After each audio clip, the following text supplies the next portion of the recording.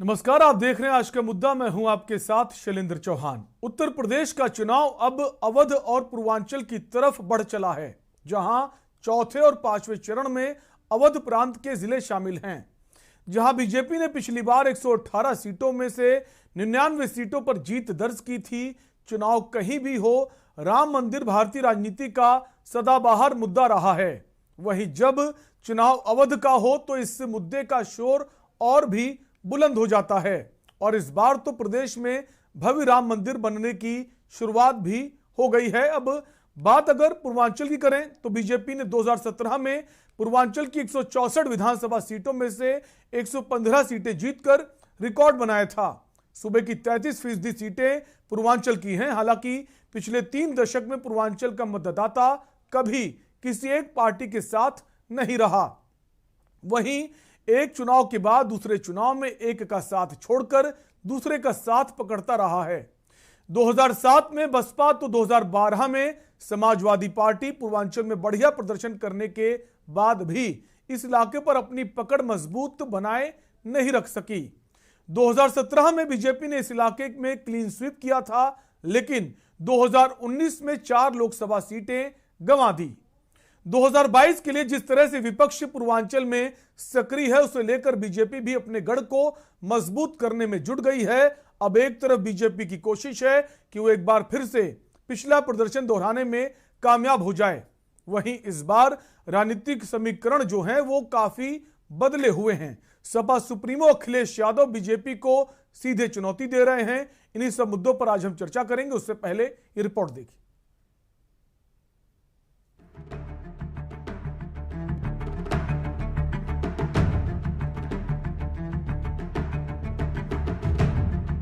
कहा जाता है कि अवध के रास्ते लखनऊ का रास्ता जाता है।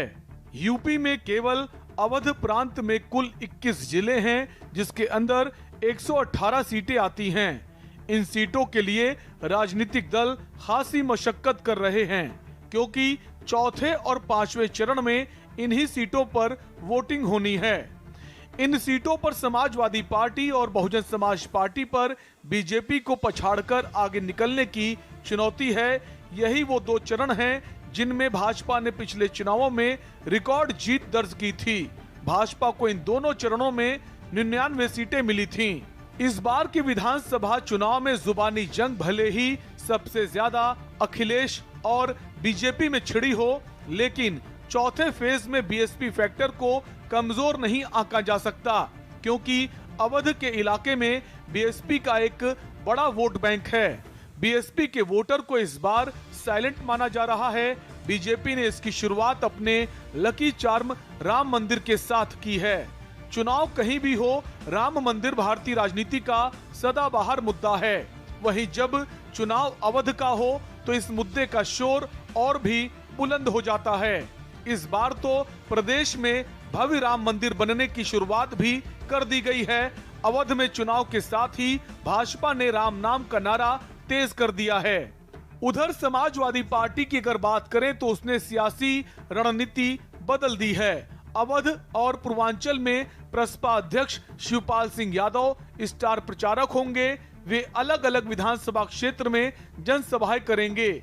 इसी तरह सपा नेता स्वामी प्रसाद मौर्य, सपा पिछड़ा वर्ग प्रकोष्ठ के प्रदेश अध्यक्ष डॉक्टर राजपाल कश्यप और जनवादी पार्टी के अध्यक्ष संजय चौहान को उनकी जाति बहुलता वाले इलाके में उतारा गया है। इन नेताओं को चुनाव प्रचार के लिए निजी हेलीकॉप्टर भी उपलब्ध कराए गए हैं।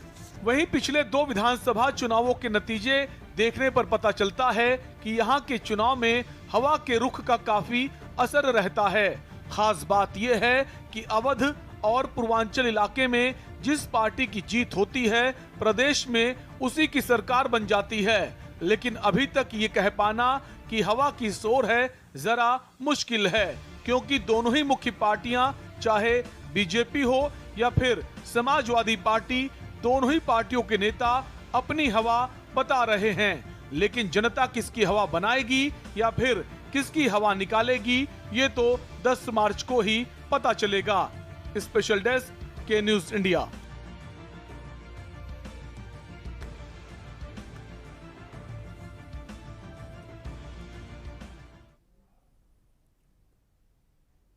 तो चौथे और पांचवें चरण में जहां अवध के तमाम सारे जिले हैं, उसके बाद जो चुनाव शुरू होगा सीधे पूर्वांचल की तरफ जाएगा। ये दोनों ही क्षेत्र काफी अहम रहे हैं, चाहे पिछले चुनावों की बात करें या फिर उसके पहले। लगातार अवध और पूर्वांचल जिसने यहां जीत बढ़त बना ली वो सत्ता हासिल करता है। इसी पर आज हम बात करेंगे। तमाम सारे खास मेहमान हमारे साथ चर्चा में जुड़ गए हैं। सबसे पहले आपको उनसे परिचय करा देते हैं। हमारे साथ फिलहाल प्रमोद गोस्वामी जुड़ गए, वरिष्ठ पत्रकार हैं। प्रमोद जी, स्वागत है आपका इस चर्चा में। इसके अलावा कांग्रेस पार्टी के नेता राहुल आनंद भी हमारी चर्चा का हिस्सा हो गए हैं। राहुल जी, आपका भी स्वागत है। और अतीक खान सुभाषपा के प्रवक्ता हमारे साथ जुड़ गए हैं। अतीक जी, आपका भी बहुत बहुत स्वागत है इस चर्चा में। साथ ही साथ सद्दाम साहब जुड़ गए, बीएसपी के नेता हैं। सद्दाम भाई, आपका भी चर्चा में स्वागत है। चर्चा की शुरुआत प्रमोद जी आपसे ही करेंगे। जहां दो चरण जो हुए वो पश्चिमी उत्तर प्रदेश के थे, जहां दूसरे चरण की अगर बात करें वहां ये कहा जा रहा समाजवादी पार्टी ने रफ्तार पकड़ी है। तीसरे चरण की बात करें तो मिला जुला असर रहा, ज्यादातर यही रहा कि बीजेपी का ग्राफ ज्यादा है।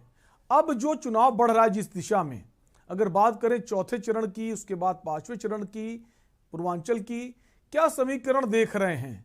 बीजेपी की जहां कोशिश है कि एक बार फिर से जीत को दोहराया जाए, लेकिन समाजवादी पार्टी इस बार काफी बदली है। और अब जहां अखिलेश यादव अकेले प्रचार कर रहे थे, अब शिवपाल यादव, तमाम नेता शामिल होते जाएंगे जैसे जैसे चुनाव जो आगे बढ़ेगा। प्रमोद जी।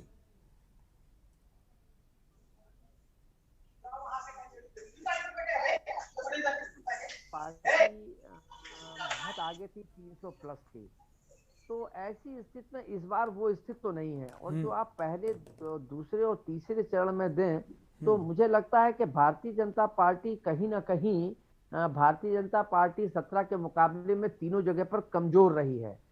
सबसे महत्वपूर्ण ये चौथा चरण होने जा रहा है, जिसको ये समझा जाता है कि भारतीय जनता पार्टी का ये वैसे भी यहाँ इसकी बहुत मजबूत स्थिति रही है। और यहाँ अगर इस चौथे चरण में जो परसों उसका मतदान होगा उसमें देखने को मिलेगा कि भारतीय जनता पार्टी अपनी जो रफ्तार धीमी पड़ गई थी उसको गति देने की स्थिति में बन पाती है कि नहीं बन पाती है, उसके देखिए। लेकिन अगर आप चौथे चरण के मतदान में जो होने जा रहा है उसमें देखें, उसमें दो तीन चीजें भारतीय जनता पार्टी के लिए आज भी एक दिक्कत तलब है।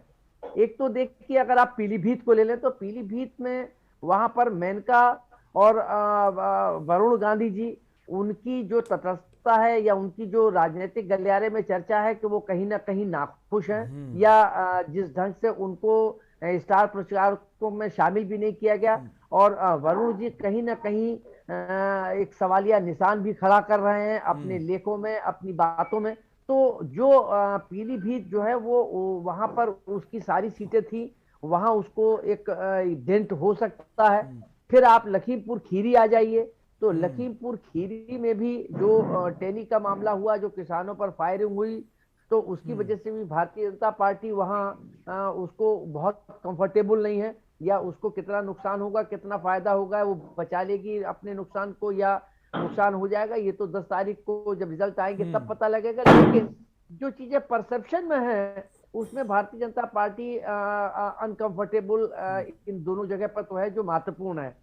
अब आप राजधानी लखनऊ में आ जाइए। राजधानी लखनऊ चूंकि अटल जी का क्षेत्र रहा है और अटल जी यहाँ लड़ते रहे, उनकी कर्मभूमि कह सकते हैं, और सारी सीटें उनके पास रही। अगर 17 के इलेक्शन में देखें तो एक खाली सीट छोड़ दीजिए तो 9 में से 8 सीटें भारतीय जनता पार्टी के पास रही हैं। इस बार मुझे लगता है कि राजधानी लखनऊ में भी मतलब जो 3 महत्वपूर्ण सीटें हैं, बाकी तो अपनी जगह पर हैं। अगर आप आ जाइए पूर्वी में, यहाँ पर लालजी टंडन के बेटे आशुतोष टंडन जी जो पिछली बार थे वो चुनाव लड़ रहे हैं। हालांकि वो मैं समझता हूँ कि कंफर्टेबल है वो भी। अगर कैंट में आ जाइए तो कैंट में ब्रजेश पाठक, वो भी मुझे कंफर्टेबल नजर आते हैं, उनकी भी स्थिति मजबूत है। सरोजनी नगर, वैसे तो अगर इससे पहले जाएं तो सरोजनी नगर समाजवादी पार्टी का वहां गढ़ रहा था, लेकिन 14 के बाद से भारतीय जनता पार्टी ने उस को कमजोर कर दिया था। इस बार जो वहां पर आपसी मतभेद रहे, जो वहां की टिकट को लेके खींचातान रही है, तो उसकी वजह से अब देखिए क्या होता है। वहां अभिषेक मिश्रा उनको बदल के जो सपा में कैबिनेट मंत्री रहे हैं, वहां ब्राह्मणों की भी संख्या ठीक ठाक है, और समाजवादी पार्टी के गढ़ रहा है, वहां यादवों की भी संख्या ठीक ठाक है। ऐसी स्थिति में ये चुनाव सबसे ज्यादा रोचक और महत्वपूर्ण और कुल चर्चा का मिलाकर विषय। प्रमोद जी ये माने कि जो करिश्मा पिछली बार किया था 59 में से 50 सीटें बीजेपी ने अपने झोली में लाई थी, जीत दर्ज की थी, वो करिश्मा तो होता नजर नहीं आ रहा है। नहीं, वो निश्चित रूप से वो चीज तो नहीं भले ही लौटेगी, वो लेकिन तमाम बड़े दावे करें, वो अलग बात है। हमारे साथ आएंगे, वापस आएंगे प्रमोद जी आपके पास। हमारे साथ और भी खास मेहमान जुड़ गए हैं। हमारे साथ बीजेपी के डॉक्टर कौशल कांत मिश्रा जुड़ गए हैं। डॉक्टर कौशल कांत, स्वागत है आपका इस चर्चा में। और सवाल आप ही से डॉक्टर कौशल कांत, जो करिश्मा बीजेपी ने 2017 में किया था, इस बार समीकरण परिस्थितियां बिल्कुल अलग हैं, वो करिश्मा तो नहीं होने जा रहा।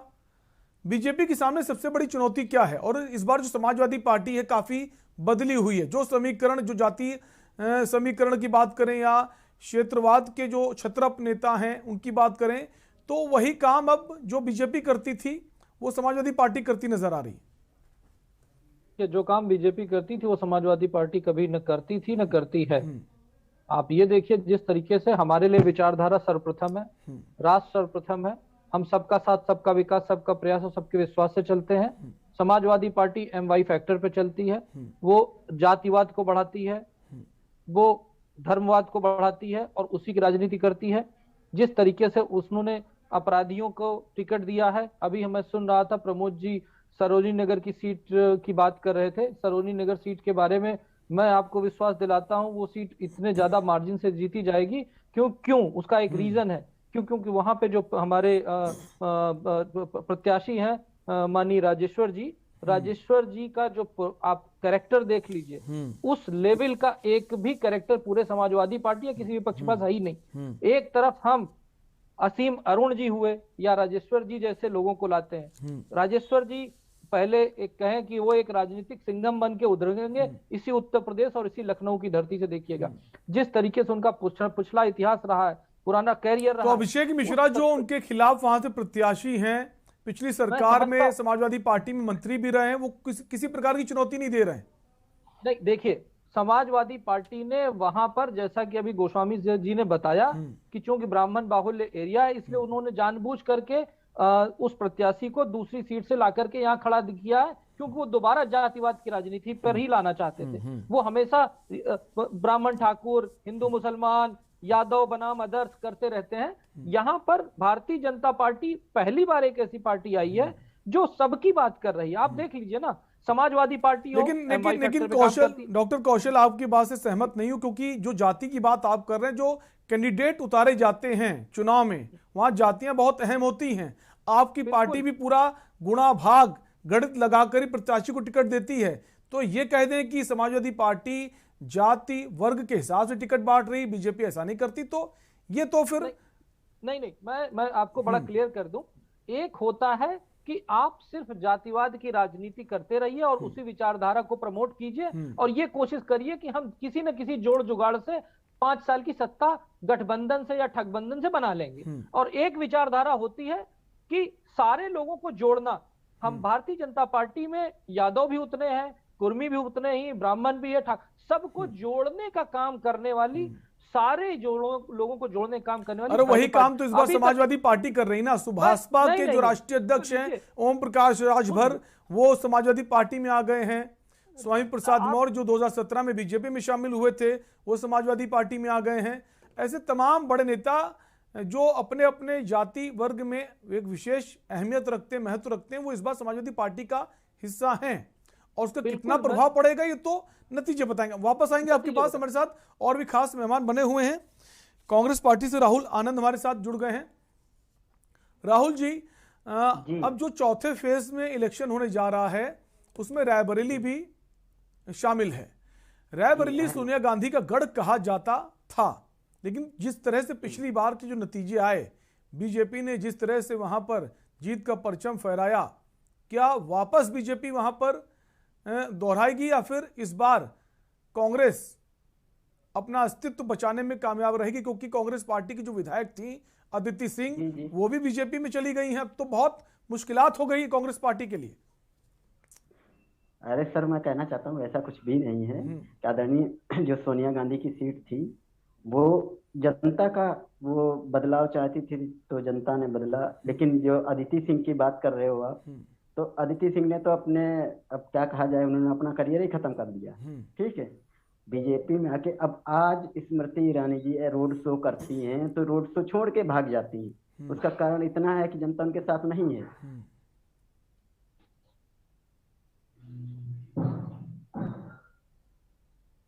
मतलब लाखों की भीड़, जैसे गोरखपुर में गई थी, गोरखपुर में जो है लाखों की भीड़, वहां पे जो है बसें नहीं आने जाने दिया जाता था, कि यह प्रशासन रोक रहा था। तो इनको कहीं ना कहीं डर है कि कांग्रेस अब जो है जनता इनसे उब गई है, युवा उब गए हैं, किसान उब गए हैं, सारे जो भी इनके खुद नेता जो थे वो खुद उब गए हैं कि अब जो बहुत हो चुका, हाँ अब की बार जो बदलना है तो वो बदल दिया जाएगा। नहीं तो राहुल जी, अगर वो ऊब गए हैं तो एक विकल्प समाजवादी पार्टी भी तो है, बहुजन समाज पार्टी भी, क्या वो वापस कांग्रेस पर विश्वास करेंगे? क्योंकि केंद्र में भी कांग्रेस की सरकार नहीं है, और मुख्य मुकाबला जो कहा जा रहा है अब तक समाजवादी पार्टी बनाम बीजेपी है, तो वो कांग्रेस की तरफ क्यों आए? वो सर चलता है टीवी और न्यूज चैनलों में चलता होगा, लेकिन हकीकत जनता का जो है धरातल पर देखा जाए तो अगर कांग्रेस का सिपाही, हर सिपाही मजबूत होता है, ना कि वो बीजेपी की तरफ जा रहा है, ना कि सपा की तरफ जा रहा है, ना कि बसपा की तरफ जा रहा है। कांग्रेस का मजबूत सिपाही है, ठोस वोट बैंक है। ठीक है, और डॉक्टर साहब ने जैसे कहा कि वो मतलब जातीय समीकरण मतलब देखा जाता है, कांग्रेस ये जाति और धर्म समीकरण नहीं देखती है, और सबको एक मतलब राष्ट्र को एक जो है तराजू में तौलती है, सबको एक बराबर का दर्जा देती है। खासकर महिलाओं के लिए, जैसा प्रियंका जी ने कहा है, बेटी के लिए नारा तो बीजेपी के था, बेटी बचाओ बेटी पढ़ाओ, लेकिन हकीकत में धरातल पे जो ने उतारा है वो प्रियंका गांधी जी थी। ठीक है, इसीलिए जो है अभी एक मैराथन दौड़ थी तो प्रशासन ने नहीं दी परमिशन, लेकिन उसके बावजूद भी बेटियां इतना पहुंची हैं वहां पे कि मजबूरन प्रशासन जो है वो, तो इसलिए जो है हकीकत कुछ और है। ठीक, अब आधी आबादी की जो बात प्रियंका गांधी कह रही है, उस आधी आबादी का कितना असर नतीजों में तब्दील होता है, ये भी देखने वाली बात होगी। हमारे साथ राजस्थान, झारखंड, बहुजन समाज पार्टी से सद्दाम भाई जुड़ गए हैं। सद्दाम भाई, जो चौथे फेज का इलेक्शन है उसमें जो सुरक्षित सीटों की बात करें, 14 सबसे ज्यादा सुरक्षित सीटें इसी चरण में हैं, इसी इलाके में, इसी जिले में हैं, जहां एक वक्त बहुजन समाज पार्टी का एक खासा प्रभाव रहता था। अब वो नजर नहीं आए। पिछले चुनावों की बात करें, चाहे 2012 की, 17 की, 19 की, क्या बहुजन समाज पार्टी अब कुछ दमखम दिखाएगी या फिर बाकी पार्टियां उसका वोट लेने में कामयाब रहेंगी? महोदय, मैं बताना चाहता हूँ, सबसे पहले दिल से धन्यवाद करता हूँ भारतीय जनता पार्टी या कांग्रेस पार्टी, जो अपनी भारतीय जनता पार्टी बात है, कांग्रेस पार्टी जाती है। मैं इन्हीं से पूछता हूँ कि आपकी पार्टी क्या है, आपकी पार्टी किस मुद्दे पर चुनाव लड़ती है? आपकी पार्टी भारतीय जनता पार्टी हमेशा धर्म के बात पे चुनाव लड़ती है, और जो भारतीय जनता पार्टी में इन्हीं के माननीय प्रधानमंत्री नरेंद्र मोदी जी और उत्तर प्रदेश योगी जी, क्या भारतीय जनता पार्टी गठबंधन करके चुनाव लड़ रहे हैं? आप देख रहे कि जनता इनको विश्वास के साथ लाया था और जनता के विश्वास पे खरा नहीं उतरे। आज इनके प्रत्याशी को हर जन जो प्रत्याशी इनके भारतीय जनता पार्टी की जा रहे हैं, सर कुछ समझ में नहीं आ रहा है। ठीक है, हमारा तो कुछ तकनीकी खामी की वजह से उनकी आवाज जो हम तक ठीक से नहीं पहुंच पा रही है। वापस आएंगे सद्दाम भाई के पास। हमारे साथ बीजेपी प्रवक्ता डॉक्टर कौशल कांत बने हुए हैं। डॉक्टर कौशल कांत, अगर चौथे फेज की अभी अगर हम बात करें, जहां 23 तारीख को मतदान होने हैं, वहां पर कई ऐसे जिले हैं जहां गन्ने का बहुत उत्पादन होता है, चाहे पीलीभीत हो, लखीमपुर खीरी हो, सीतापुर हो, हरदोई हो।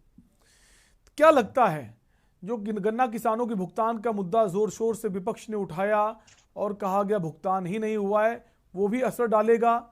और लखीमपुर खीरी में जो किसान आंदोलन रहा, जहां कई किसानों ने अपनी जान गंवाई, वो भी असर डालेगा? आपको लखीमपुर के रिजल्ट से पता चल जाएगा कि वहां का रिजल्ट क्या आएगा। और गन्ना किसानों के भुगतान की जहां तक बात है, तो ये समझ लीजिए कि रिकॉर्ड भुगतान किया गया है। जो पिछली सरकारों का भुगतान था उससे ज्यादा भुगतान किया गया है। आप ये देखिए कि गन्ना भुगतान का अगर हम आंकड़ा लेते हैं तो गन्ना भुगतान का आंकड़ा सपा बसपा दोनों का मिला लेने के बाद भी उससे ज्यादा का है। मैं 10 सालों और 5 साल का बता रहा हूं। और अगर देखते हैं डॉक्टर कौशल, रिकॉर्ड भुगतान की बात नहीं हो रही है, बात हो रही भुगतान पूरा किया गया नहीं किया गया, क्योंकि तमाम किसान नेता आंदोलन करते नजर आए कि भुगतान ही नहीं हुआ। और जब ज्यादा ये पश्चिमी उत्तर प्रदेश में हमने देखा, पहले फेज की बात हम कर रहे हैं, जब देखा भुगतान को लेकर आवाजें उठने लगी, किसान विरोध में आ गए, तो फिर इलेक्शन के 2-3 दिन पहले भुगतान किया गया और उसी क्षेत्र में जहां पर गन्ना मंत्री सुरेश राणा है। मैं उसको थोड़ा आपके मतलब मैं चाहूंगा कि एक बार उस पर जरा दोबारा देखें आप। 95 करीब 93% गन्ना भुगतान हमारी सरकार का हो या पिछली सरकार का हो, सब किया जा चुका। 93%, 100% नहीं हुआ, ये एग्री करते हैं, पर 93% बहुत बड़ा अमाउंट होता है। उसके बाद आज गन्ना किसानों की बात आप करते हैं, आप देखिए खाद्यान्न उत्पादन में उत्तर प्रदेश नंबर 1 आ चुका है। और सबसे बड़ी चीज है, गन्ना जो किसान है ना, वो बड़े किसान की बात नहीं है, छोटे जो सीमांत किसान है जिनके पास 2 बीघा 4 बीघा जमीन है, जिनमें गरीबी बहुत ज्यादा है, उनके लिए जो काम किया गया वो सबसे ज्यादा इंपॉर्टेंट है। आप सोचिए कि 15 करोड़ लोगों को 2 साल से मुफ्त राशन दिया जा रहा है, जिसमें नमक तेल दाल 5 किलो तब शामिल है। और प्रधानमंत्री आवास योजना के थ्रू 40 लाख मकान बनाए गए हैं। इसी तरीके से मुख्यमंत्री आवास योजना के थ्रू 1 लाख मकान बनाए गए। 1.5 करोड़ परिवारों को गैस का कनेक्शन दिया गया है। 30,000 ग्राम पंचायतों को नल से जल योजना के थ्रू जल दिया गया है। 3 करोड़ शौचालय बनाए गए हैं। 5,000 से ज्यादा पिंक टॉयलेट बनाए गए हैं। बिजली का हाल यह था कि सफाई की महानगर को छोड़ करके 3-4 शहरों में बिजली आती थी, आज किसी भी गांव में भी 18 घंटे से ज्यादा बिजली आ रही है। उसके बाद अगर हम बात करें लड़कियों के लिए मुफ्त शिक्षा स्नातक तक पहली बार किसी प्रदेश ने दी, पूरे भारत की बात कर रहा हूं। कोविड में जो बच्चे निराश्रित हुए हैं उनको प्रति माह 4,000 रुपए दिया जा रहा है। आप देखिए 23 लाख श्रमिक थे, उनको करीब करीब 1,000 प्रति श्रमिक, करीब करीब 230 करोड़ का भुगतान दिया गया। 1.5 लाख किसान कन्याओं को का सामूहिक विवाह किया गया। मतलब अगर और कहते हैं 82 लाख एमएसएमई के थ्रू लगभग 2 करोड़ लोगों को रोजगार दिया। आंकड़ों पर नहीं जाएंगे क्योंकि आंकड़ों पर अब विश्वसनीयता पर भी सवाल उठने लगे हैं। विपक्षी पार्टी या हो तमाम लोग हों, वो कहते हैं आंकड़े तो ये जो बताते हैं वो लेकिन जमीन पर नजर नहीं आते। हमारे साथ अतीक खान है, सुभाषपा से हैं। अतीक भाई, जो सुभाषपा के राष्ट्रीय अध्यक्ष ओम प्रकाश राजभर पिछले चुनावों में की अगर बात करें तब भारतीय जनता पार्टी के साथ थे और बीजेपी की एक शानदार जीत रही है, और अब वो समाजवादी पार्टी के साथ हैं और उनका ये कहना है कि अब हम बीजेपी का जो सुपड़ा साफ कर देंगे, तमाम वो बयान देते रहते हैं। क्या लगता है कि अब सुभाषपा का समाजवादी पार्टी के साथ आना कितना प्रभाव डालेगा और खासकर कौन सी सीटों पर? बिल्कुल बिल्कुल, मैं आपको बताऊं कि हमारी लड़ाई हक और हिस्सेदारी की है। पिछड़े दलित वंचित अल्पसंख्यक को उनका हिस्सा कैसे मिले, हमारी लड़ाई ये है। आपको हम बताएं, हमारा एक नारा है, जिसकी जितनी भागीदारी उसकी इतनी हिस्सेदारी। पूरे देश को बांट देने का नारा है ये। तो नहीं तो चंद्रशेखर को क्यों नहीं मिलाया? आप मुझे सुनिए, फिर मैं आपको बताता हूं। मोर्चा क्यों खत्म कर दिया? आज कहीं ना कहीं आप देखिए कि पहले, दूसरे और तीसरे चरण में पश्चिमी उत्तर प्रदेश की स्थिति आपने देख ही ली कि हमारे ही पक्ष में मतदान हुआ है। बुंदेलखंड में आपने देख ही लिया, बाकी अवध होते हुए और पूर्वांचल में भी आप देख लेंगे कि कितना अच्छा मतदान हो रहा है। तो जीत तो हम तो वैसे ही गए हैं, जनता हमारे ही पक्ष में, लेकिन जनता क्यों पक्ष में आप ये दे देते हैं। आपको बताऊं कि जैसे ही हमारी सरकार बनती है, हमने जनता से वादा किया है 6 महीने के अंदर जातिवाद जनगणना कराएंगे।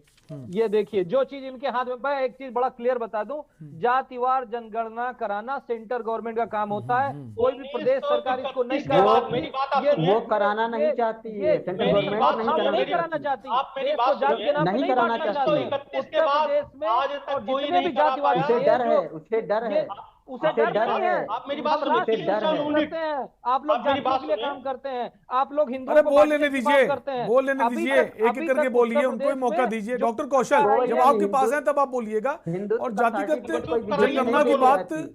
तमाम पार्टियां करती हैं, लेकिन जब सत्ता में आते हैं तो शायद वो मुद्दे पीछे हो जाते हैं।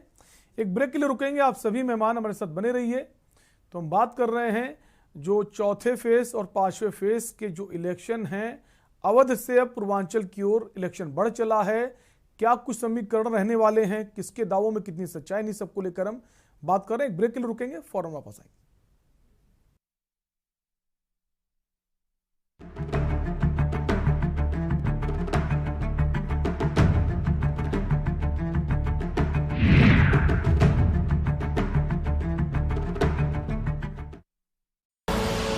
आप देख रहे हैं के न्यूज, खबरों का सारथी।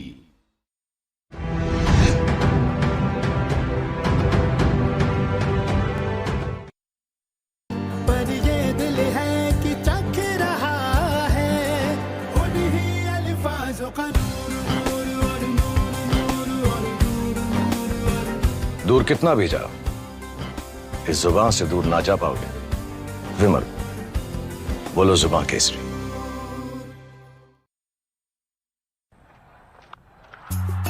Yes! Yes, yes, yes! In your face, loser.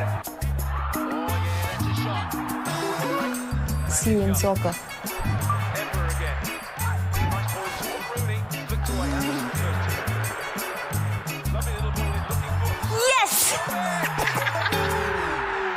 जी हाँ, predict cricket and football results and win cash only on Sky 247, anywhere, anytime, 24/7 entertainment only on Sky 247.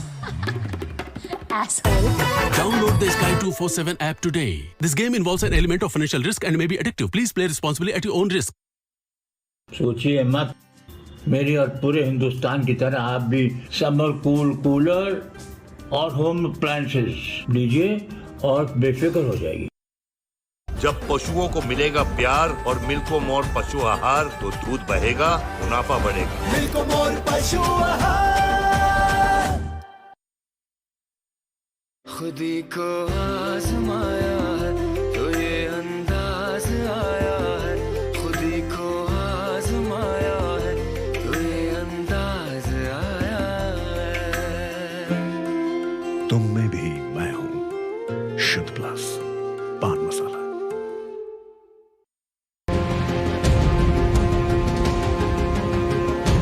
देखिए पूरे प्रदेश के सत्ता की सियासी हलचल की पड़ताल। बात अयोध्या, मथुरा, काशी की होगी तो बात बेरोजगारी, भ्रष्टाचार और महंगाई की भी होगी। क्या एक बार फिर से यूपी में योगी बनेंगे उपयोगी? क्या अखिलेश की साइकिल कर पाएगी कमाल?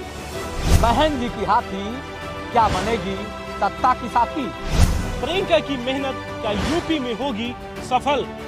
उत्तर प्रदेश के 75 जिले पर होगी के न्यूज की पैनी नजर, सिर्फ के न्यूज इंडिया पर।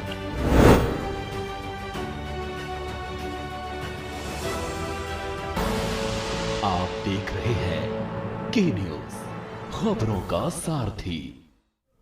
ब्रेक के बाद एक बार फिर आपका स्वागत है। आप देख रहे हैं आज का मुद्दा और हम बात कर रहे हैं चौथे फेज की, जहां 59 सीटों में इलेक्शन होना है और उसके बाद पांचवा फेज शुरू हो जाएगा। मतलब अवध के क्षेत्र के बाद पूर्वांचल की तरफ ये चुनाव बढ़ चुका है। इन्हीं सब मुद्दों पर हम चर्चा कर रहे हैं। तमाम सारे खास मेहमान हमारे साथ बने हुए, आपस चर्चा को हम आगे बढ़ाएंगे। हमारे साथ बीजेपी से डॉक्टर कौशल कांत बने हुए हैं। डॉक्टर कौशल कांत, जैसे कि आप कह रहे हैं हमने तमाम सारे विकास कार्य कराए हैं, तमाम सारी योजनाओं का आप जिक्र कर रहे हैं, लेकिन ये भी सवाल उठता है कि ज़्यादातर जो योजनाएं हैं वो केंद्र सरकार की हैं। विपक्ष ये आरोप लगाता है, चाहे वो शौचालय योजना हो, उज्ज्वला योजना हो, प्रधानमंत्री आवास योजना हो, ज़्यादातर योजनाएं जो हैं वो केंद्र सरकार की हैं। चाहे मुफ्त राशन की बात हो, कहा जाता है प्रदेश सरकार ने अभी तक कुछ ऐसा खास काम नहीं किया। अगर हम उसको भी मान लेते हैं तो डबल इंजन की सरकार के नाम पे तो हम मांग रहे हैं वोट। लेकिन डॉक्टर कौशल, केंद्र में मैं आगे, अरे सुन तो लीजिए, पूरा तो करने दीजिए। अगर हम सबसे पहले आपके पास आ जाते हैं उत्तर प्रदेश में कोविड मैनेजमेंट पे, अगर हम आ जाते हैं उत्तर प्रदेश के 100 बातें की जा सकती हैं। अभी विपक्षी लाशों की बात करेंगे, इलाज की बात ऑक्सीजन भी नहीं मिला था, ऑक्सीजन भी नहीं मुहैया करा पाए थे। मैं अरे भाई सुन तो लो, मैं खुद कह रहा हूँ ये सारी बातें करेंगे। उसके बावजूद भी जिस स्टेट में उत्तर प्रदेश की हेल्थ स्ट्रक्चर था, उस स्टेट के बावजूद भी WHO ने कहा कि उत्तर प्रदेश का मैनेजमेंट बहुत अच्छा हुआ है, जितनी पॉपुलेशन थी और जितनी कम डेथ हुई है। उसके अलावा ऑस्ट्रेलिया के प्रधानमंत्री ने कहा कि अगर योगी जी हमारे यहाँ के प्रधानमंत्री होते तो हमारे यहाँ कम मौतें होती। ये कोई पॉलिटिकल स्टेटमेंट नहीं है, ये सब इंटरनेशनल स्टेटमेंट है जिसमें राजनीति नहीं की जा सकती। और अब बात आती है कि उत्तर प्रदेश में सर्वाधिक टीकाकरण किया गया, सबसे ज्यादा लोग, सबसे बड़ी पॉपुलेशन है, उसके बाद भी 15 करोड़ लोगों को अनाज दिया जा रहा है ना। आप देखिए, सब लोगों के लिए फ्री वैक्सीनेशन केंद्र सरकार का है, एग्रीड, लेकिन 15 करोड़ लोगों को फ्री इलाज भी तो दिया जा रहा है, सबको इलाज फ्री दिया जा रहा है। किसी को ऑक्सीजन के लिए मतलब हॉस्पिटल में, अरे डॉक्टर कौशल, लोग तो ये कहते हैं कि, और हमने भी देखा कि लोग पैसे लिए खड़े रहे, उनको बेड तक नहीं मिले। तो ये मत बोलिए फ्री इलाज दे रहे हैं, लोग तो पैसे लेकर खड़े थे, उनको बेड भी नसीब नहीं हुआ। उस पर हम नहीं जाएंगे, उस पर बहुत सारी डिबेट हो चुकी है, उस पर आरोप भी नहीं लगाना चाहूंगा, क्योंकि जो समस्या थी कोरोना काल समूचे विश्व में था, तमाम देश के ऐसे हिस्से जहां पर यह स्थिति बनी रही, उस पर हम नहीं जाएंगे। अच्छा, अब आप कह रहे थे यूपी में अपराध की बात कर लेते हैं। जिस तरीके से आपने देखा है कि समाजवादी पार्टी के समय में, आपको याद होगा शैलेंद्र सिंह जो मुख्तार अब्बास के अगेंस्ट उन्होंने पोटा लगाया था, उस अधिकारी को ही जेल भेज दिया गया। कन्नौज में अखिलेश यादव के बूथ लूटने के रोक के नीरज मिश्रा गायब हो गए, उनकी सरकटी लाश मिली। कृष्णानंद राय का हत्याकांड आप सभी को पता है, मुख्तार अंसारी उसके पीछे थे। आप ये देखिए, हाजी याकूब 2006 में भड़काऊ भाषण, अरे सुन तो लीजिए, दंगे भड़के, उसके बाद लेकिन डॉक्टर कौशल, भारतीय जनता पार्टी के तमाम नेता अपने मंचों से सिर्फ 3 ही लोगों के नाम लेते हैं, आजम खान, अतीक अहमद, मुख्तार अंसारी, इसके अलावा और नाम नहीं है क्या? धनंजय सिंह की अगर बात करें, वो क्रिकेट खेलते नजर आते हैं। दुर्गा शक्ति नागपाल को निलंबित कर दिया गया, और आशीष मिश्रा को बेल मिल जाती है, और तमाम सारे किसान आज भी जेल में हैं, कई मुकदमे उनके ऊपर हैं। आशीष मिश्रा को बेल मिल जाती है, क्या कोशिश प्रदेश सरकार को नहीं करनी चाहिए थी उसकी पैरवी के लिए? एक कोशिश करती प्रदेश सरकार, हम सरकार चलाते, बेहतर पैरवी होती, शायद बेल मिलना नामुमकिन होता। तो सिर्फ 3 नाम लेना, आजम खान, मुख्तार अंसारी और अतीक अहमद, उससे ये नाकाफी, और भी लोग हैं। उनके अलावा बहुत सारे लोग हैं। आपको क्या पता है, करीब 4,500 लोगों के ऊपर ब्राह्मण ही मिला था क्या आपको? ठीक है, कौन ब्राह्मण मिला था? कांग्रेस प्रवक्ता, ठीक है, राहुल जी कुछ कहना चाहते हैं, राहुल जी को अपनी बात कहने दीजिए। और राज करने की कोशिश करेंगे, सिर्फ 5 साल की सरकार के बारे में सोचते हैं। हिंदुओं को बांटो, फूट डालो और राज करो, इसके अलावा न कांग्रेस ने कुछ किया है, न सपा ने। राहुल जी जवाब दीजिए। जमाने का मुल्ला मुलायम सिंह कहते थे, जालीदार टोपी गायब हो गई इस बार, अब आ गई। अरे सुन भी लीजिए अब भाई, डॉक्टर कौशल सुन भी लीजिए, बाकी लोगों को भी सुन लीजिए। राहुल जी काफी देर से कुछ कहना चाहते हैं, जवाब देना चाहते हैं, उनके जवाब को भी सुन लीजिए। जिस तरीके से कहा कि अपराध कम हुआ, ठीक है, एक लड़की को जिंदा जला के जो है रात में, एक हिंदू रीत, आप हिंदुत्व वाली बात कर रहे हैं, एक हिंदू के मतलब जो है रिवाजों के अनुसार, संस्कारों के अनुसार, बेटी को रात में नहीं जलाया। हाँ, नहीं, जैसे आप बेटी बता रहे हो ना कि भ्रष्टाचार कम हुआ है और बेटियां पड़ोस, हमें बताने की जरूरत नहीं है, पूरे प्रदेश की जनता को पता है, सारी मीडिया को पता है, पड़ोस का जिला उन्नाव देख लीजिए। हाँ, हमें भी पता है, तभी आपको अवगत करा रहे हैं कि सबको पता है कि आप जो कसीदे कस रहे हैं ना योगी मोदी की, ठीक है, गुजरात का आदमी कभी अपना नहीं हुआ, वो जिसको जितना मिलता है वो लेके निकल लेता है। कितने घोटाले फिर इन्होंने बांटा, नहीं बांटा, गुजरात हिंदुस्तान में नहीं है क्या? गुजरात हिंदुस्तान में नहीं है क्या? गुजरात का आदमी हिंदुस्तानी नहीं है क्या? हम गुजरात में, अरे तो डॉक्टर कौशल फिर मुख्यमंत्री योगी आदित्यनाथ ये बात क्यों कहते हैं कि केरल और बंगाल ये उत्तर प्रदेश को ना बनने दीजिए? इसलिए केरल, कर्नाटक, बंगाल इसका जिक्र करते हैं, जम्मू कश्मीर की बात करते हैं, तो जम्मू कश्मीर क्या भारत का हिस्सा नहीं है, या फिर केरल, बंगाल भारत का हिस्सा नहीं है? अब जम्मू कश्मीर में तो इसलिए करते हैं क्योंकि वहाँ पे राष्ट्रवादी ताकतें कमजोर हैं, भारत के खिलाफ काम करने वाली ताकतें ज्यादा यहाँ मजबूत है, यहाँ मजबूत है, यहाँ कैसे मजबूत है आप बताइए, यहाँ कैसे मजबूत? जम्मू कश्मीर में तो आप तो 370 हटा दिया, अब आप कह रहे हैं वहां सब कुछ अच्छा है, सब कुछ बेहतर है, तो जम्मू कश्मीर का उदाहरण क्यों दे रहे हैं कि जम्मू कश्मीर न बनने दीजिए उत्तर प्रदेश? फिर मुख्यमंत्री योगी आदित्यनाथ ये बात क्यों कहते हैं कि जम्मू कश्मीर मत बनने दीजिए उत्तर प्रदेश को? इसलिए कहते हैं क्योंकि जब तक धारा 370 खत्म नहीं हुई थी, जब तक 35 से खत्म नहीं हुई थी, वहां पे कितनी आतंकवादी घटनाएं होती थी, वहां पे दलितों को अपना आरक्षण तक नहीं मिलता था, दलितों को अपना हक नहीं मिलता था। केरला की बात करते हैं, केरला की प्रति व्यक्ति आय 7 गुना है उत्तर प्रदेश से। केरला के मुख्यमंत्री ने इस बात का विरोध भी किया था। पी विजयन ने भी कहा था कि अगर आपको लगता है तो 7 गुना प्रति व्यक्ति आप कर दीजिए। मैं जवाब देता हूं ना, केरला इस समय अगर यूएन की रिपोर्ट देखा जाए, ठीक, मतलब कुल मिलाकर जहां आपकी सरकार नहीं है वहां सब कुछ खराब है। जब बंगाल में आप जाते रैली करने, भाषण देते तब ठीक है, तब आप ये दिखाते हैं कि आप ही वहां के बंगाली नागरिक हैं। जवाब तो सुनिए, केरल का जवाब देता हूँ, केरल का जवाब देता हूँ। केरल को आतंकवाद का गढ़ माना जाता है। आईएसआईएस में जितने लोग मिले हैं वो सभी केरल से गए हैं। इसके अलावा सिमी ऑर्गेनाइजेशन, पीएफआई ऑर्गेनाइजेशन, जितनी देश तोड़ो ऑर्गेनाइजेशन है सब केरल में पैदा हुई हैं। और जहां तक रही बंगाल की बात, बंगाल में बांग्लादेशी और रोहिंग्या माइग्रेशन सबसे ज्यादा है, इस वजह से देश विरोधी ताकतें वहां सबसे ज्यादा है। यही हाल आसाम का था। बंगाल में जब चुनाव था तो क्या हुआ था? बंगाल में जब चुनाव था तो क्या हुआ था? बाद में कौन? बीजेपी के ही लोगों ने हमला क्या हो रहा है? आज बंगाल में क्या हो रहा है? वहां से चुन चुन करके मारा जा रहा है, हिंदुओं का माइग्रेशन हो रहा है, आसाम और जो कि आसाम में सेटल हो रहा है। अरे डॉक्टर कौशल, ये बंगाल, केरल, जम्मू कश्मीर ये है तो सब भारत का हिस्सा ना। केंद्र में आपकी सरकार है, अगर किसी प्रदेश में सब कुछ हो रहा है तो आपकी भी जिम्मेदारी बनती है, सिर्फ राज्य सरकार की जिम्मेदारी नहीं होती। अगर आप कह रहे हैं इस तरह का हालात हैं तो राष्ट्रपति शासन लगा दीजिए। अगर राष्ट्रपति शासन लगा देंगे ना तो आप लोग इस पर डिस्कशन करेंगे नहीं कि हम हिटलर शाही चलाते हैं। अगर आप कह रहे हैं इस तरह का माहौल है तो जो भी राज्य है, अगर वहां पर स्थिति ठीक है उसकी जिम्मेदारी भी केंद्र सरकार की भी होती है, सिर्फ राज्य सरकार की जिम्मेदारी नहीं होती। ठीक है, अतीक खान काफी देर से हमारे साथ बने हुए हैं। अतीक भाई कुछ कहना चाहते हैं, उनके पास आएंगे। अतीक भाई, सर 1 सेकंड का जवाब। कलकत्ता हाईकोर्ट ने अपनी ऑब्जर्वेशन में लिखा हुआ है बंगाल के बारे में, वहां जिस तरीके से राजनीतिक रूप से हिंदुओं के साथ प्रॉब्लम की जा रही है, ये मैं नहीं कह रहा हूं, ये कलकत्ता हाईकोर्ट का ऑब्जर्वेशन है। जाके सवाल उनसे पूछिए, जाके ममता दीदी से पूछिए, जाके उनसे पूछिए तो अखिलेश जी उत्तर प्रदेश में लिए थे, जाके उनसे पूछिए। तिलक लगाने वाले लोग आकर के बंगाल में गुंडागर्दी कर रहे हैं, जाके उनसे पूछिए, हमसे नहीं पूछिए। वो लोग ज्यादा जो है जुर्माना जो है ठीक है। अतीक भाई को मौका देने, अतीक भाई को मौका दीजिए बोलने का। आएंगे आपके पास राहुल भाई। अतीक भाई अपनी बात कहिए। चाहता हूं कि आप लोग भी मेरे बीच में न बोले, मेरी बात सुने फिर बोले। देखिए, मैं इनकी उपलब्धियां गिना देता हूं। इनके राज्य में कितने घोटाले हुए। नीरव मोदी पीएनबी घोटाला 11,400 करोड़, विजय माल्या बैंक घोटाला 9,000 करोड़, ललित मोदी आईपीएल घोटाला 7,000 करोड़, फसल बीमा योजना घोटाला 11,000 करोड़। और सारे गुजरात से। लेकिन जब इस पर सवाल किया जाता है वो कहते हैं गुजरात में आपकी सरकार है, लेकिन फिर जब बात आती है तो पहले का घोटाला है, जब हमारी सरकार नहीं थी, वो कांग्रेस के टाइम पे हुआ, तब आप केंद्र सरकार को ले आते हैं।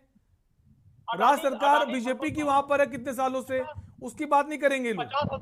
जवाब दो, बोला था कि जवाब दो अतीक भाई। घोटाला इन्होंने 3118.50 करोड़ का नोटबंदी घोटाला इन्होंने करवाया है, जो निर्दोषों के बाद इन्होंने कराया है। अब इनके जुमले सुन लीजिए। इनके जुमले थे महंगाई कम कर देंगे। महंगाई इतनी ज्यादा हो गई कि आम आदमी उसको अफोर्ड नहीं कर पा रहा है। पेट्रोल 60 रुपए थे, इनकी सरकार आने से पहले 100 रुपए हो गए।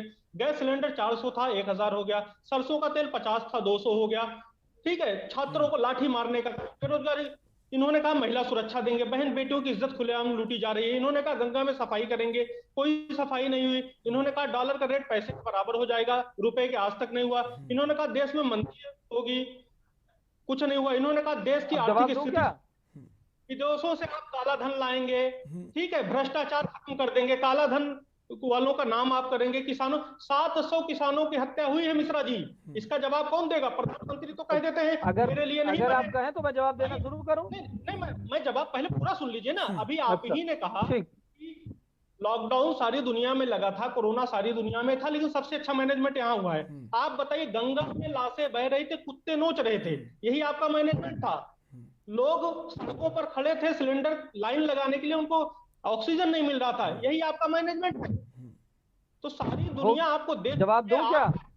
आपका चाल चरित्र चेहरा सब देख चुका है, और यही वजह है कि आज आप बुंदेलखंड जवाब सुन लीजिए, आज जवाब तो सुन लीजिए। अब अगर मैं जवाब भी सुन लीजिए अतीक खान, जवाब भी सुन लीजिए। हाँ, अब जो जहां तक रही चाल चरित्र चेहरे की बात कर रहे हैं, ये वही पार्टी है जो अवसरवादिता के राजनीति करती है और बदलती है दल। ठीक, दल बदलने में कोई दिक्कत नहीं, आप बदलिए, लेकिन सिर्फ इनके परिवारवाद की बात नहीं मानी गई, और बात बहुत छोटी सी थी, सड़क बनवाने की बात थी। उस बात पे ये अपने परिवार के लिए पूरी राजनीतिक दल लेके चले गए। क्यों? क्योंकि ये परिवार की राजनीति करते हैं, केवल एक जात की राजनीति करते हैं। देश और प्रदेश इनके लिए कुछ नहीं है, सिर्फ ये अपने लोगों के, अपने घर वालों के लिए राजनीति करते हैं। अरे डॉक्टर कौशल, जब आपके नेता तीसरे फेज में इटावा मैनपुरी में रैली कर रहे थे, तब अपने मंचों से भाषण दे रहे थे कि आपके भी नहीं है। एक तरफ आपके नेता बोलते हैं आप एक ही जाति के हैं, और जब चुनाव में वहां भाषण देने जाते हैं, मंच साझा करते हैं, रैलियां जनसभाएं करते हैं, तब कहते हैं कि ये आपके ही नहीं है। तब वो जाति अलग हो जाती है कि यादव का नहीं है। और जब अखिलेश यादव, पन्ना यादव को टिकट नहीं देते हैं तो भी गलत है। मतलब वो परिवार के सदस्यों को टिकट दे तो भी गलत है, परिवार के सदस्यों को टिकट ना दे तो भी गलत है। तो एक पहले माइंडसेट कर लीजिए कि कहां सही है कहां गलत है। इस बार तो सिर्फ अखिलेश यादव ने शिवपाल यादव को टिकट दिया है, और किसी को टिकट भी नहीं दिया परिवार में। परिवारवाद कहां से आ रहा है? परिवारवाद नहीं है, एक ही परिवार के। और आप ही की पार्टी की नेता, अगर कैंट सीट की बात करें, रीता बहुगुणा जोशी नाराज हो गई थी कि मेरे बेटे को टिकट नहीं मिल रही है। अच्छा साहब, अब मैं परिवार, राजनाथ सिंह के बेटे पंकज सिंह को टिकट मिल जाती है। ऐसे तमाम नेता आपकी पार्टी में जिनके बेटे राजनीतिक विरासत चला रहे हैं। जवाब दे दें जी, परिवारवाद पे ही जवाब दे रहा हूं आपको। एक पार्टी है जिसमें केवल एक ही परिवार के 36 लोग हैं, और कुल 5 लोग आपके पहुंचते हैं सरकार में, उसके बाद भी 36 लोग इधर विधान परिषद, इधर परिषद, उधर परिषद घुसे हुए हैं एक ही परिवार के। एक पार्टी है जो दुनिया की सबसे बड़ी पार्टी है, इस पार्टी में अध्यक्ष भी एक ही परिवार का है, चीफ मिनिस्टर भी एक ही परिवार का होगा, एडिशनल जो बाकी सारे मेन मंत्री होंगे वो भी एक ही परिवार के होंगे। वहां भारतीय जनता पार्टी में कोई भी कार्यकर्ता अध्यक्ष बन सकता है, कोई भी कार्यकर्ता प्रदेश का मंत्री बन सकता है, कोई भी कार्यकर्ता उठ करके प्रधानमंत्री बन सकता है, चाहे वो गरीब हो चाहे अमीर हो, किसी परिवार से नहीं आता। आपको एक बात बता दें, उत्तर प्रदेश में समाजवादी पार्टी का अध्यक्ष हमेशा समाजवादी अखिलेश यादव की घर का रहेगा। कार्यकर्ता की बात ना करिए, मंत्री तक को नहीं रोक पाए, मंत्री भी चले गए, कार्यकर्ता तो बहुत छोटा होता है। लेकिन भारतीय जनता पार्टी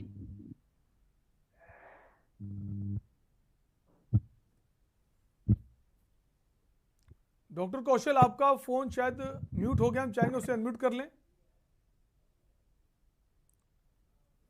डॉक्टर कौशल की आवाज नहीं आ पा रही हम तक। चीजों को जरा समझने की कोशिश कीजिए। इस परिवारवाद को इसको परिवारवाद कहते हैं। आप लोग केवल अपने छोटे छोटे, आप दिल पे हाथ रख के देखिए ना, आपने उत्तर प्रदेश को जातियों में बांट डाला है, हिंदुओं को खत्म कर रखा है, हिंदुस्तान की सब कुछ। अगर हिंदू अरे जब जातियों की गोलबंदी भारतीय जनता पार्टी करती थी तब ठीक था, तब जातियों में नहीं बांटा था। अब वही जातियों की गोलबंदी जो अखिलेश यादव कर रहे हैं, तो आप कह रहे जातियों में बांट रखा है। नहीं, हम सारी जाति हैं, आप सारी जातियों को तोड़ते हैं, हम सारी जातियों को जोड़ करके हिंदुस्तान में लाते हैं, आप सारी जातियों को जोड़ करके प्रदेश बनाने की कोशिश करते हैं, 5 साल की सरकार बनाने की कोशिश करते हैं। तो आप केवल 5 साल के लिए काम करते हैं, जोड़ जुगाड़ गठबंधन और ठगबंधन से कुछ दिनों की सरकार बन जाए, आप उसके लिए काम करते हैं। हम राष्ट्र निर्माण करते हैं, हम व्यक्ति निर्माण करते हैं, तो फिर हम विश्व गुरु तो सबका साथ, सबका विकास, सबका विश्वास की बात करते हैं, तो मुस्लिम प्रत्याशी को जब टिकट देना होता है बीजेपी पीछे क्यों हट जाती है? क्या मुसलमान इस देश का हिस्सा नहीं है?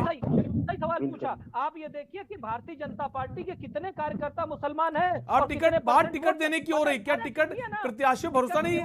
प्रत्याशियों पर भरोसा नहीं कि मुस्लिम प्रत्याशी में चुनाव जीता सकता है? सुनिए ना, इसलिए क्योंकि मुस्लिम भारतीय जनता पार्टी को वोट नहीं देता है। ये छुपा बात नहीं है, ये आप कह रहे हैं, ये आप कह रहे हैं, आपने कंफर्म कर दिया। ये आप कैसे कह सकते हैं? कौन देता? कभी आप कहते हैं मुस्लिम महिलाएं भारतीय जनता पार्टी के साथ हैं, मोदी जी के साथ हैं, मुस्लिम महिलाएं जैसे 3 तलाक हमने खत्म किया, मुस्लिम महिलाएं भारतीय जनता पार्टी के साथ हो गई हैं, वो बीजेपी को वोट करने लगी हैं। तमाम नेता आपके कह रहे हैं, जब वो वोट करने लगी तो विश्वास भी जताइए ना, किसी मुस्लिम महिला को ही प्रत्याशी बना दीजिए। अच्छा, आपने ट्रिपल तलाक जब से हुआ है, जब से मुस्लिम की जो कुरीतियों को खत्म करने के काम भारतीय जनता पार्टी ने किया है, तब से बहुत सारे नहीं, बहुत कम, करीब 2 से 3% मुसलमान अब भारतीय जनता पार्टी को वोट करने लगे हैं। अरे सो 2 से 3% ही टिकट दे दीजिए ना, 403 टिकटों में 2 से 3% टिकट जो होती है वही दे दीजिए। जिस टिकट दिया जाता है केवल जीतने वाले को, जो जीतेगा उसको टिकट तब आप जाति समीकरण लाएंगे। किस विधानसभा में कौन सी जाति के व्यक्ति को टिकट देनी, तब आप ये सोचेंगे। और वही काम समाजवादी पार्टी कर रही, तो आपको तकलीफ हो रही है। आपको लग रहा है जो काम अभी तक हम कर रहे थे, अब अखिलेश यादव उस तरह से काम कर रहे हैं। अब जाति की बात आप कर रहे हैं, सबसे आज जातियों बांटने की बात कर रहे हैं। आज भी नॉमिनेटेड मुस्लिम मंत्री, नॉमिनेटेड मुस्लिम पद भारतीय जनता पार्टी ने पूरे हिंदुस्तान में सबसे ज्यादा दिए हैं। देख लीजिएगा, जहां पे नॉमिनेट किया जाता था, भारतीय जनता पार्टी। एक मिनट, आपको जीत का भरोसा नहीं है, ठीक है? जीत का भरोसा नहीं है, ठीक है। राहुल जी कुछ कहना चाहते हैं? अगर वोट नहीं देंगे, आएंगे भाई, डॉक्टर कौशल आएंगे आपके पास। जी। मैं कहना चाहता हूं कि इनके सारे जो है, जो बड़ बोले जो बात करते थे, हाँ, उनका सब झूठ खुल चुका है एकदम। फिर चाहे राम मंदिर को लेके हो, राम मंदिर हम ही बना रहे हैं। ये आपने वो धारा 370 हम ही ने खत्म कर दिया है, वो ट्रिपल तलाक हम ही ने खत्म कर दिया है। न्यायपालिका का आदेश, वो न्यायपालिका का आदेश है। अभी तक क्यों नहीं आया था? अभी तक क्यों नहीं आया था? इसका मतलब न्यायपालिका आपके अंदर में है, इसका नहीं कहना चाहते हैं आप? इसे कहते हैं राजनीतिक इच्छा शक्ति, इसे कहते हैं पब्लिक ओपिनियन, इसे कहते हैं बना नहीं, अभी साथ में होना। बना भी नहीं, और बन रहा है। ऐसा भव्य राम मंदिर बना है कि 1000 करोड़ तक खड़ा, 1000 साल तक खड़ा रहेगा। राम मंदिर बन रही है 2022-24 से पहले राम मंदिर बन जाएगा। और राम मंदिर के अलावा अरे राहुल भाई को, राहुल जी मंदिर की बात मत कीजिए। मंदिर बन रहा है, मंदिर की बात नहीं करें, चलिए मंदिर बन रहा है, मंदिर की बात का फैसला बीजेपी का, सुप्रीम कोर्ट का नहीं। मतलब हम एक ऐसी पॉलिटिकल पार्टी है जिसने अपने घोषणा पत्र में मंदिर निर्माण की बात की थी। बाकी सारे जो ये चुनावी हिंदू आए हैं ना, जो ये राजनीतिक हिंदू आए हैं ना, इनकी बात नहीं करती है। बीजेपी पहले हिंदू नहीं था, इस देश में हिंदू नहीं था बीजेपी पहले ना। आप यही कहना चाहते हैं कि देश में पहले ना हिंदुओं की रक्षा होती थी, हिंदू मतलब कोई नहीं था। युवा बेरोजगार है, इसका जवाब कौन देगा? मिश्रा जी आप बताइए कि आज स्वास्थ्य सेवा ऐसे नहीं, रिपोर्ट आई है सबसे कम खर्च। आज किसानों के धरातल पे जो आप कह रहे हैं 20 किलो 25 किलो मिल रहा है, ठीक है, वो जो काम करते हैं जैसे भट्ठा मजदूर हैं या कुछ लोग हैं, वो तो खुश होंगे। लेकिन जिस किसान का जो है वो जा रहा है पूरा, ठीक है, गाय 200 300 गाय एक झुंड चलता है, ठीक है, जिस खेत में चली जाती है ना मिश्रा जी, आपको पता नहीं होगा, आप धरातल पे आके कभी देखिए कि आप बीजेपी के गुणगान गा रहे हैं, जो भी है। अब आप बोरिया बिस्तर इनके साथ भी समेटिए। ये समस्या तो है डॉक्टर कौशल। अगर आवारा पशुओं की बात कहें तो ये समस्या है। जब 2017 में बीजेपी ने सरकार बनाई थी, तमाम दावे किए थे कि आवारा पशुओं से, अन्ना प्रथा से निजात दिलाएंगे प्रदेश को। लेकिन अब तो जैसा कि हम सुनने में आता है, ग्रामीण क्षेत्रों में वो और ज्यादा बढ़ गई है, आवारा पशुओं की संख्या और ज्यादा हो गई है। और किसान बेचारा कहता है दिन में हम खेती करते हैं और रात को खेत ताकने के लिए, खेत की रखवाली के लिए हमें जागना पड़ता है। किसान तो बड़ा परेशान है, कहता है एक तरफ आप फ्री राशन दे रहे हैं और उधर उससे ज्यादा राशन हमारा पशु चढ़ जा रहे हैं। डॉक्टर कौशल है कि पशु नहीं, पशु के मालिक को ही हटा दो, सारा झंझट खत्म।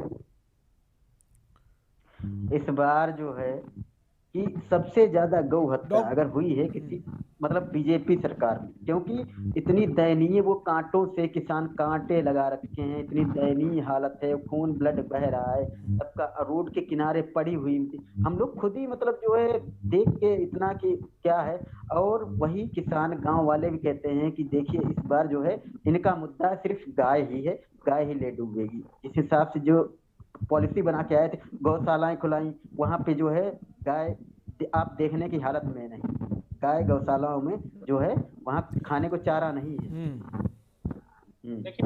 लेकिन राहुल जी, जब ये सवाल किया जाता है बीजेपी के नेताओं से, वो कहते तो हैं कि हाँ ये समस्या है, लेकिन हमने जो अवैध बूचड़खाने थे स्लॉटर हाउस से उनको बंद करा दिया है। जो आवारा पशु हैं किसी की हिम्मत नहीं पड़ती इनको काटने की, जो गौकशी थी, जो आवारा पशुओं को ले जाते थे स्लॉटर हाउस, वो चीजें कम हो गई हैं, ये हवाला दिया जाता है।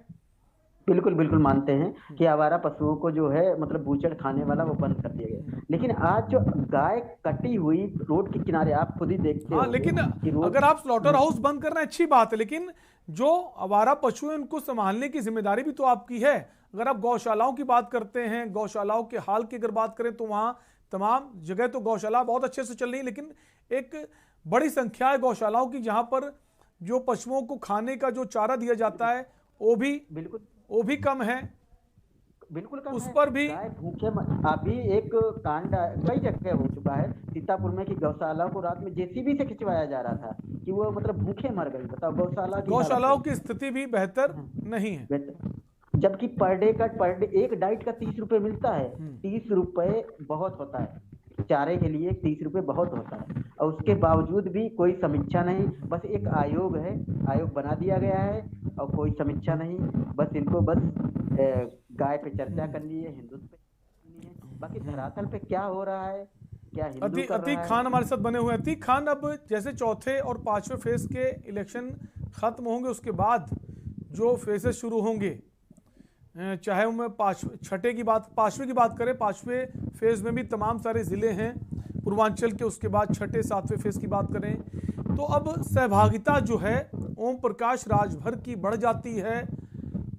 कितना फायदा मिलने वाला है समाजवादी पार्टी को, और इस बार जिस तरह सीटें भी दी गई हैं सुभाषपा को, वहां पर कितने समीकरण जो हैं बिगड़ेंगे इस बार विपक्षी पार्टी की बात करें बीजेपी की अपने फायदे के लिए। ज्यादातर सीटें, लगभग 100 से ज्यादा सीटें फिर राजभर मतदाता ही तय करते हैं कि किसका विधायक बने। तो राजभर सीट जितनी है लगभग 100 तो ज्यादा संख्या बता दी अतीक खान, 100 से ज्यादा 120 सीटों के। अच्छा, लेकिन कहा जाता है जो मऊ गाजीपुर के आसपास के जो क्षेत्र हैं वहां अच्छी खासी संख्या है राजभर की।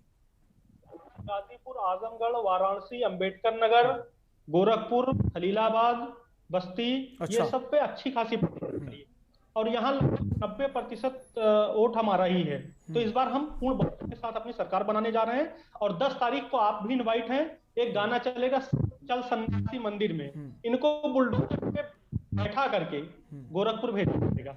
माननीय ओम प्रकाश राजभर जी, माननीय अखिलेश यादव जी और हमारा गठबंधन इनको। लेकिन पूर्वांचल की अगर बात करें तो इलेक्शन से पहले हमने देखा जिस जोर शोर से रैलियां की गई, जनसभाएं की गई और खासकर शिलान्यास और लोकार्पण की तो बाहर सी आ गई। पूर्वांचल की बात करें, चाहे विंध्याचल कॉरिडोर हो, काशी कॉरिडोर हो, और खास बात यह कि पीएम सिटी और सीएम सिटी के नाम से इस वक्त विख्यात है पूर्वांचल, जहां प्रधानमंत्री वाराणसी से संसदीय क्षेत्र से आते हैं, वहीं गोरखपुर से सीएम योगी आदित्यनाथ हैं।